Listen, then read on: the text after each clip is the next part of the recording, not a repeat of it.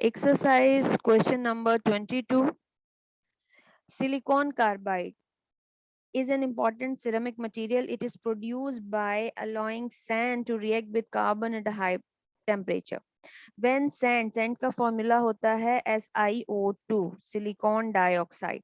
When sand reacts with carbon, it will provide you silicon carbide plus carbon monoxide. Equation का balance होना बहुत ज्यादा important है. सो 3 moles of carbon यहाँ आ जाएंगे 2 और ये 3 हो गया. ठीक है.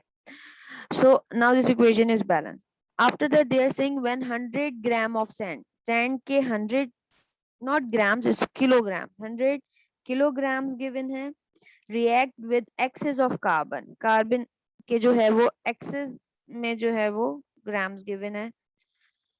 उसके बाद है 51.4 kilogram of silicon carbide is produce.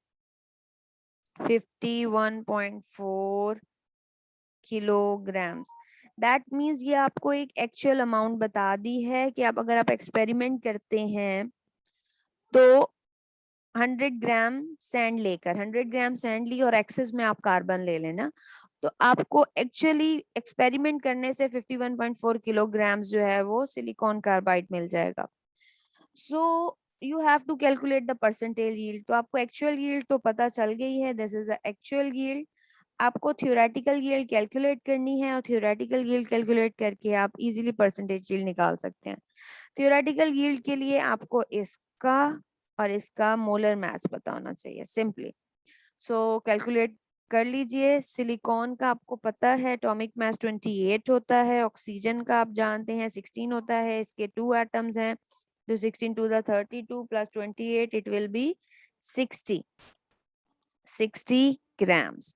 ठीक है. इसी तरह आप यहाँ भी कैलकुलेट कर लीजिए 28 plus 12 so it will be 40 grams. ठीक है. तो 60 का रिलेशन लग जाएगा 40 से. तो 60 grams of sand are producing 40 grams of silicon carbide. ठीक है. ये सैंड 60 ग्राम्स दिए और आपको सैंड के दिए गए हैं 100 किलोग्राम. तो हमें किलोग्राम्स में तो वैल्यू नहीं रखनी. 100 किलोग्राम्स गिवन है तो 100 किलोग्राम्स को आप ग्राम में चेंज कर लीजिए 100 से 1000 से मल्टीप्लाई करके. तो ये आपके हो जाएंगे 10000012345 जीरोस लग जाएंगे. ठीक है. क्योंकि 100 को आपने मल्टीप्लाई करना है 1000 से तो ये हो जाएंगे ग्राम यानी कि 1 लाख की वैल्यू होगी. सो अगर आपके इतने ग्राम्स हों तो फिर कितने सिलिकॉन कार्बाइड के ग्राम्स प्रोड्यूस होंगे. सो 40 को मल्टीप्लाई कर दीजिए 100,000 से डिवाइड कर दीजिए 60 से. आप ये कैलकुलेशन करेंगे तो आपका आंसर आएगा 66,722.129 ग्राम्स. ग्राम में आपका आंसर आ जाएगा. अब ये है आपकी थ्योरेटिकल यील्ड और एक्चुअल यील्ड आपको पता है दैट इज 51.4 किलोग्राम. उसे भी डेफिनेटली हम ग्राम्स में चेंज करेंगे.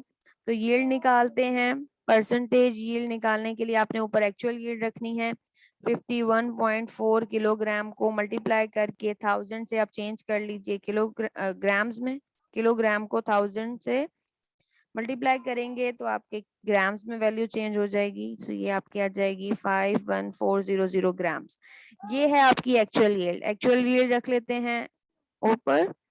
थ्योरेटिकल यील्ड जो अभी कैलकुलेट की थी 66722.1 इसे डिवाइड में रख लीजिए 100 से मल्टीप्लाई कर दीजिए. Your answer will be 77%. इसका मतलब है ये जो एक्सपेरिमेंट है इसकी परसेंटेज यील्ड 77% है. बाकी का जो है आपका वो वेस्ट हो गया. एक्सपेरिमेंट के दौरान कोई मिस हैंडलिंग हुई जिसकी वजह से आपको 100% या 99% यील्ड नहीं मिली. ये आपका होमवर्क था. होपफुली आपने कर लिया होगा. That was very easy. इस चैप्टर के सिर्फ 3 न्यूमेरिकल्स रह गए हैं जो हमने एक्सरसाइज के नहीं किए. That is 18, 19 and 21. So 18 discuss करते हैं उसके बाद आपका टेस्ट लेते हैं.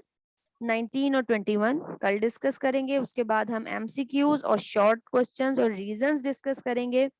Then our first chapter will be completed. फिर हम स्टार्ट करेंगे second chapter.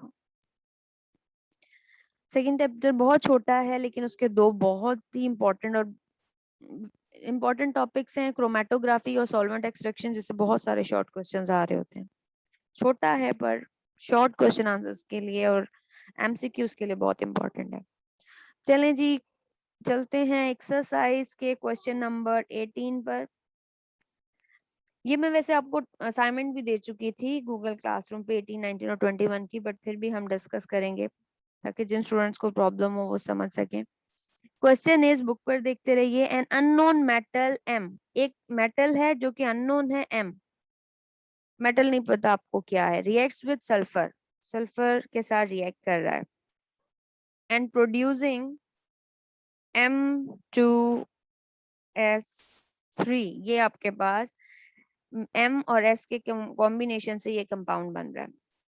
If 3.12 grams metal react with 2.88 grams of sulfur, अगर 3.12 ग्राम मेटल के 2.88 ग्राम ऑफ सल्फर के साथ रिएक्ट करेंगे तो बताइए इस मेटल का नेम क्या है। और इस मेटल का नेम जब आपको पता लग जाएगा तो आपको इस कंपाउंड का नेम भी पता लग जाएगा। तो दे आर सेइंग कि मेटल का नेम बताइए and the name of the compound, नाम बताना है। नाम आप तभी बता सकते हैं जब आपको इसका मोलर मास पता हो। जी, तो मोलर मास इसका जानने के लिए सबसे पहले तो आपको इसके मोल्स का कुछ आइडिया हो, क्योंकि मोलर मास का फॉर्मूला होता है मोल्स मल्टी, नहीं, आपका मोलर मास का फॉर्मूला रीअरेंज कर लेते हैं। Molar mass is equals to mass over moles, क्योंकि फॉर्मूला होता है moles is equals to mass over molar mass. तो मोलर मास को हम मल्टीप्लिकेशन में ले गए हैं और मोल्स को हम यहाँ डिवीजन में ले आए इक्वेशन के। तो ये फॉर्मूला, तो इसके लिए आपको मोल्स चाहिए। तो मेटल के अगर आपको मोल्स पता लग जाएंगे तो आप मोलर मास निकाल लेंगे और मोलर मास आपको मेटल की आइडेंटिफिकेशन दे देगा। मोल्स निकालने के लिए आपको हेल्प आउट करेंगे सल्फर के ग्राम, सल्फर के ग्राम्स गिवन है, इसके मोल्स निकालेंगे और रिलेशन लगा लेंगे, इन दोनों का रिलेशन लगेगा। सो लेट्स सी, सल्फर के आपको ग्राम्स दिए गए हैं 2.88 ग्राम्स, इसको डिवाइड कर दीजिए सल्फर के ग्राम्स को इसके एटॉमिक मास से, यानी कि मोलर मास से। 32 ग्राम्स होते हैं, वी नो दिस, 32 ग्राम पर मोल। सो आपके पास आ जाएंगे 0.09 मोल्स किसके, सल्फर के। सल्फर के मोल्स हमने निकाल लिए क्योंकि सल्फर के ग्राम्स गिवन थे। कंफ्यूज नहीं होते, कोई भी एक चीज अगर आपको ऐसी गिवन है जिसका रिलेशन लगा के, क्योंकि स्टिचियोमेट्री पूरे चैप्टर में अप्लाई हो रही है, एक बैलेंस्ड इक्वेशन है, कोई भी चीज दे दें आपको तो उसका रिलेशन लगा कर दूसरी चीज के साथ मोल्स का रिलेशन लगा के आप इजीली कुछ भी कैलकुलेट कर सकते हैं। सल्फर के मोल्स निकाले, सल्फर और मेटल का चले हम रिलेशन लगा लेते हैं। अगर आप बैलेंस्ड केमिकल इक्वेशन देखें, बैलेंस हमने खैर की नहीं, यहाँ 2 मोल्स आ जाएंगे इसके मेटल के और 3 आ जाएंगे सल्फर के। बैलेंस केमिकल इक्वेशन के अकॉर्डिंग सल्फर के 3 मोल्स मेटल के 2 मोल्स के साथ रिएक्ट करते हैं, ठीक है। तो सल्फर के 3 मोल्स मेटल के 2 मोल्स के साथ रिएक्ट करते हैं। अगर 0.09 मोल्स हो तो फिर कितने होंगे मेटल्स के, तो देख लेते हैं। 0.09 मोल्स, इस 2 को मल्टीप्लाई करना है नीचे वाली वैल्यू से, यानी कि 0.09 से, और डिवाइड करना है 3 से।